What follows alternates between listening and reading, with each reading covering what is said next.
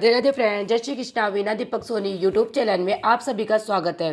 Friends, आज की video में हम जानेंगे कार्तिक पूर्णिमा के अगले दिन यानी पड़वा को हम चीड़ा चिड़ी की कहानी कैसे सुनते हैं।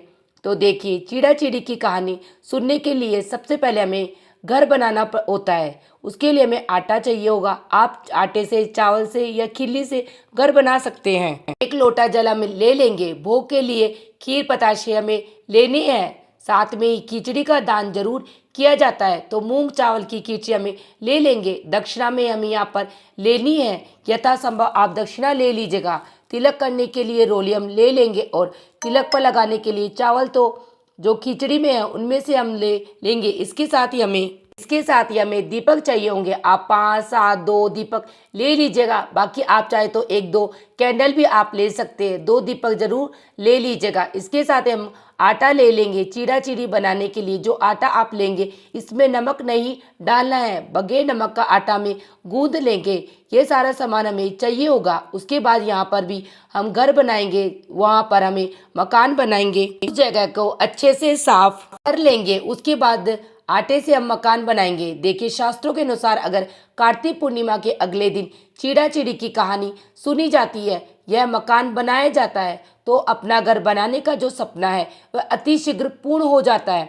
अगर आप भी अपना मकान बनाना, घर बनाना चाहते हैं, तो आप भी कार्तिक पूर्णिमा के अगले दिन इस तरह से आटे से या चावल से, खीर से या गेहूं से, किसी भी अनाज से आप इस तरह से घर बनाइए। आप अपने घर में कहीं पर भी यह घर बना सकते हैं। आप चाहे तो मंदिर में भी यह घर बना सकते हैं। घर में हमें इस तरह से बनाना है कि जो भी हम कमरे वगैरह बनाए उसके दरवाजे हमें ज़रूर छोड़ने हैं। तो जितना बड़ा घर आप अपने लिए बनाना चाहते हैं, जितने कमरे बनाना चाहते हैं, उस हिसाब से आप एक घर की आकृति बना लीजिए। और जैसा कि मैंने आपको बताया, आपको हर एक कमरे में दरवाज़ा ज़रूर छोड़ना है। और ये जो आप घर बनाएंगे न, ये आप ज़मीन पर ही बनाइए, यानी पटके पे वगैरह पर घर नहीं बनाते। हो सके तो ज़मीन पर बनाइए।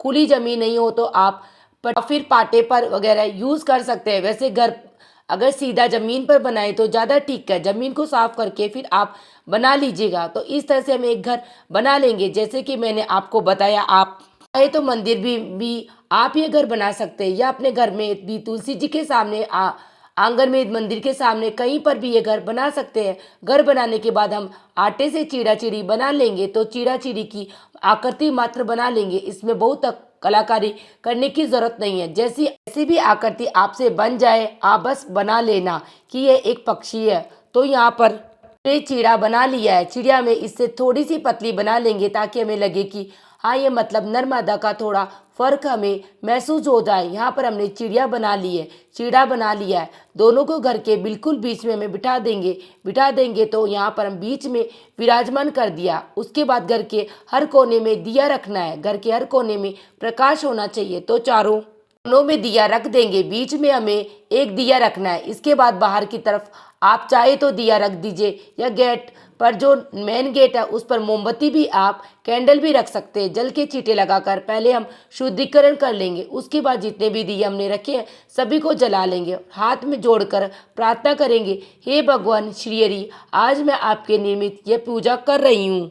आप मेरे मकान बनाने की इच्छा को अतिशीघ्र पूर्ण करें और मेरी गलतियों को क्षमा करें। इस तरह से पूजा का संकल्प करने के बाद फिर हमें जल के छींटे लगाकर सभी को स्नान आदि तो करा दिया था। वस्त्र स्वरूप सभी को हम यहाँ पर कलावा समर्पित कर देंगे। तो जो चीड़ा चिड़ी हमने बनाया है उनको कलावा समर्पित करना है। रोली से हम तिलक कर देंगे और साथ में जितने दिए हमने लिए सभी का पूजन करना है। तो सभी को हम तिलक कर देंगे। फिर अक्षत यानी चावल समर्पित कर देंगे और भोग के रूप में हम खीर बताशे से समर्पित कर देंगे। घर के किसी भी कमरे को हमें खाली नहीं छोड़ना है। सभी में हमें खीर जरूर रखनी है, क्योंकि यह धन का प्रतीक होता है।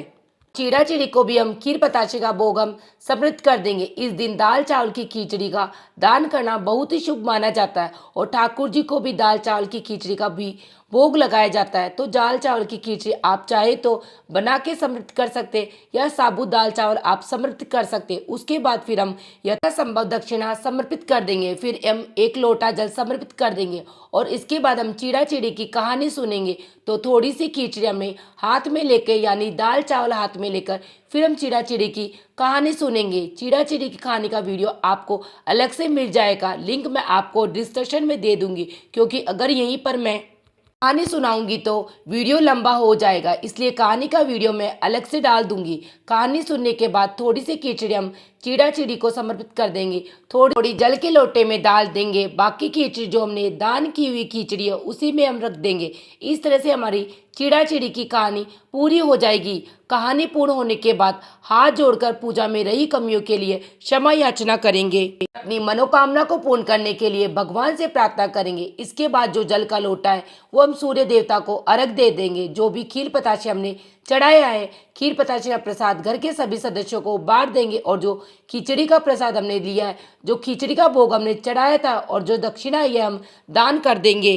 आप चाहे तो किसी पंडित को दान दे सकते हैं या आप चाहे तो किसी गरीब को भी यह दान कर सकते हैं। अगर आप किसी को दान कर रहे हैं तो इतनी खिचड़ी जरूर होनी चाहिए कि किसी का एक वक्त का खाना बन जाए। अब देखिए यह कहानी आपको कार्तिक पूर्णिमा के अगले दिन पड़वा को सुननी है। आप चाहे तो सुबह सुबह इस तरह से मकान बना के आप कहानी सुन सकते हैं या आप चाहे तो शाम के समय भी सुन सकते हैं। आप चाहे तो यह कहानी अपने घर पे सुन सकते हैं या आसपास के कोई मंदिर में है तो वहाँ पर भी आप सुन सकते हैं। सामान का क्या करना है वो तो मैंने आपको बता ही दिया है। इसके बाद जब आपको पूजा के लिए कि 5 घंटे हो जाए, यानी सुबह पूजा की तो शाम को और शाम को पूजा की तो अगले दिन सुबह में हमें ये सारी चीज़ें उठानी है। तो आप इन सब चीज़ों को इकट्ठा कर लीजिएगा। सारा आटा जो भी हमने लिया है, जो भी खीर पतासे आपने लिए, ये सारी चीज़ें इधर उधर नहीं डालनी है और ना ही इनको झाड़ू से इकट्ठा करना है। किसी भी कपड़े से आप ये सारी चीज़ें या सारा जो आटा है